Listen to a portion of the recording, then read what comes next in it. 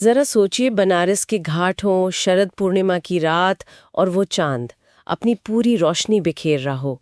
हवा में हल्की सी ठंडक, दियों की टिमटिमाती लौ और खुले आसमान के नीचे वो खीर के कटोरे चांदी जैसे लगते होंगे ना उस रोशनी में। बिल्कुल बिल्कुल, जैसे लगता है कि सच में अमृत बरस रहा है आसमान से। हाँ, तो आज हम इसी शरद पूर्णिमा के रहस्य और इसके महत्व को थोड़ा और समझने की कोशिश कर रहे हैं। ये रात इतनी खास क्यों मानी जाती है? जी। इस साल 2025 में ये 16 अक्टूबर को है। तो देखते हैं क्या बातें सामने आती हैं। जो एक मुख्य बात है वो तो यही है कि चांद की किरणों में अमृत होता है। हाँ, ये सबसे प्रचलित धारणा है। हाँ, और इसीलिए लोग खीर बनाकर खुले में रखते हैं। पर मुझे लगता है इसके पीछे और भी कुछ है ना? हाँ बिल्कुल। एक जो बहुत महत्वपूर्ण बात इससे जुड़ी है वो है कोजागृति।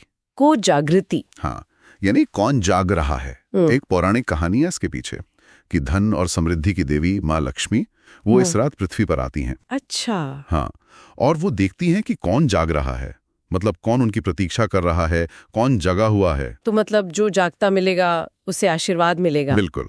मान्यता यही है कि जो भक्त जागते हुए मिलते हैं या ईश्वर का ध्यान कर रहे होते हैं, व्रत रखते हैं, देवी उन्हें समृद्धि का आशीर्वाद देती हैं। पर यहाँ एक सोचने वाली बात है, क्या ये सिर्फ रात भर आंखें खुली रखने की बात है? हाँ, ये मैं भी सोच रही थी। या इसका कोई गहरा मतलब है? बहुत लोग मानते हैं कि ये सिर्फ शारीरिक जागरण नहीं है, ये अपनी चेतना को, अपनी आत्मा को जगाए रखने का प्रतीक है। एक तरह की स्पिरिचुअल अलर्टनेस कह सकते हैं। अच्छा, ये तो काफी गहरा मतलब हुआ। यानी सिर्फ फिजिकली नहीं, मेंटली और स्पिरिचुअली भी अवेक रहना। जी बिल्कुल। और इसी जागरण से जुड़ी है वो खीर वाली परंपरा। पर खीर ही क्यों? कुछ और क्यों नहीं, कोई और मिठाई? हाँ, ये सवाल आता है मन में। देखिए, धार्मिक नजरिए से देखें तो शरद पूर्णिमा की रात को चंद्रमा अपनी 16 कलाओं में पूरा होता है। 16 कलाएं, हाँ सुना है। जी, ये पूर्णता का प्रतीक है और ऐसा माना जाता है कि इस रात चंद्रमा की किरणों में कुछ खास औषधीय गुण होते हैं, हीलिंग प्रॉपर्टीज होती हैं। अच्छा। तो जब वो दूध, चावल, मिश्री से बनी खीर रात भर उन किरणों के नीचे रहती है तो वो उन गुणों को अपने अंदर सोख लेती है और अमृत जैसी बन जाती है। और इसका कोई प्रैक्टिकल हेल्थ से जुड़ा हुआ पहलू भी है शायद? हाँ, निश्चित रूप से है। देखिए, शरद पूर्णिमा का समय अक्सर वो होता है जब मौसम बदलता है। हाँ, हल्की सर्दी शुरू होने लगती है। बिल्कुल, मानसून जा चुका होता है, हल्की सर्दी शुरू होती है। तो आयुर्वेद के नजरिए से देखें या पारंपरिक जो हमारा स्वास्थ्य ज्ञान है, वो कहता है कि बदलते मौसम में शरीर की रोग प्रतिरोधक क्षमता, इम्यूनिटी, उसको मजबूत करना बहुत जरूरी है। सही बात है। तो ये माना जाता है कि रात की जो ओस होती है और चांद की ठंडी किरणें जब वो खीर में मिलती हैं तो ये शरीर में पित्त को शांत करती हैं और इम्यूनिटी बढ़ाने में मदद करती हैं। अच्छा, तो ये सिर्फ श्रद्धा नहीं है, इसके पीछे एक तरह का पारंपरिक हेल्थ लॉजिक भी है। जी बिल्कुल, ये आस्था और जो हमारा ट्रेडिशनल विजडम है उसका एक बहुत सुंदर मेल है। हाँ, जहाँ विश्वास और सेहत दोनों का ध्यान रखा गया है। अच्छा, तो पूजा विधि क्या होती है इस दिन?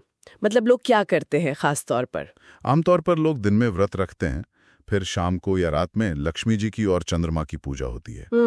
फिर खीर बना के उसे खुले आसमान के नीचे रखते हैं, ऐसी जगह जहां चांद की रोशनी सीधी पड़े। बहुत जगह लोग रात भर जागते भी हैं, भजन कीर्तन करते हैं, ध्यान करते हैं। रात्रि जागरण। हाँ, और फिर सुबह नहा धोकर उस खीर को प्रसाद की तरह खाते हैं। और एक और बात जो मैंने सुनी है जी। वो कृष्ण और गोपियों के महारास से जुड़ी है। हाँ, बिल्कुल सही।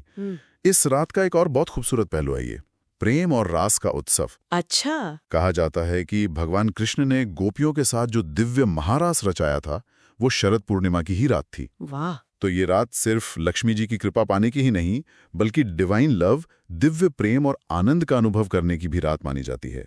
वृंदावन जैसी जगहों पर तो आज भी बहुत खास आयोजन होते हैं। कमाल है।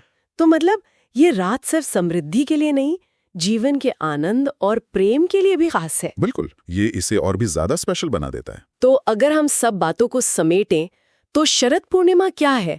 ये सिर्फ एक त्योहार नहीं है कैलेंडर में। नहीं, बिल्कुल नहीं। ये पवित्रता की रात है, ये जागरण का एक मैसेज है, समृद्धि की कामना है और डिवाइन लव का सेलिब्रेशन भी है।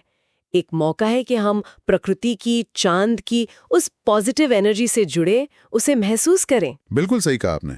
और आखिर में एक सवाल शायद हम छोड़ सकते हैं सोचने के लिए। ये जो कोजागृति का सवाल है जो देवी लक्ष्मी हर साल पूछती हैं, क्या ये सिर्फ एक रात के लिए है? अच्छा पॉइंट है। या ये हमें हर साल याद दिलाने के लिए है कि हमें असल में साल भर अपनी चेतना को, अपनी अवेयरनेस को जगाए रखना है, अपने अंदर की रोशनी को, अपनी संभावनाओं को देखना है। हाँ, हमारी रोज की जिंदगी में, अपने काम में, रिश्तों में इस जागृति का असली मतलब क्या हो सकता है? ये सवाल शायद इस रात को और भी मीनिंगफुल बना दे। सही बात है। ये सोचने वाली बात है कि रोजमर्रा की जिंदगी में कैसे जागें। बहुत खूब।